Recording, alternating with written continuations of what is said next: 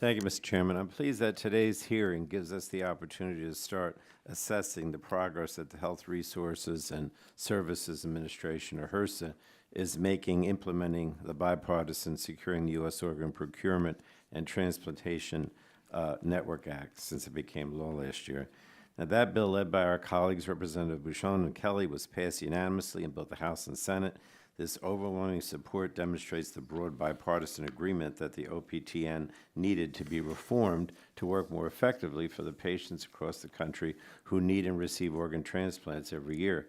More than 100,000 Americans are on the national transplant waiting list, and tragically 6,000 Americans die each year waiting for a transplant. And this problem disproportionately affects people of color and people living in rural communities. For nearly 40 years, the OPTN has been wholly operated by a single contractor, the United Network for Organ Sharing, or UNOS, and this monopoly has made it very difficult to improve the system. It's pushed out potential competition and prevented innovation from other contractors who may be better suited to operate specific components of the OPTN.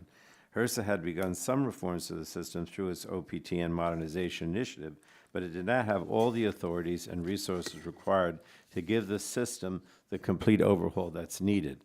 And that's why Congress and the Biden-Harris administration have taken important steps with last year's bipartisan legislation to break up OPTN's monopoly by empowering HRSA to issue contracts to multiple vendors for various components of the network.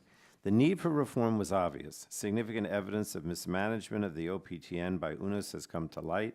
This was particularly troubling given the wide array of OPTN members that UNOS has been responsible for overseeing and coordinating. And this included 56 organ procurement organizations, hundreds of transplant hospitals and laboratories, and numerous medical scientific organizations. So we must now ensure that reforms are properly implemented so we can restore trust in the system and make sure it's best serving patients. And while much more work remains to be done, HRSA has taken significant steps in the right direction. HRSA has begun to untangle the OPTN Board of Directors from the current and future contractors managing the system. The OPTN Board has historically been identical to the Board of Directors at UNOS, creating clear conflicts of interest and poor safeguards for patient safety. The OPTN Board is now incorporated as a separate entity, and planning is underway for new board elections with assistance from a new contractor. The changes that HRSA is undertaking should transform the way that OPTN has operated and provide enormous benefits for those who engage with this life-saving system. Building strong accountability mechanisms and clearer transparency into the system is critical.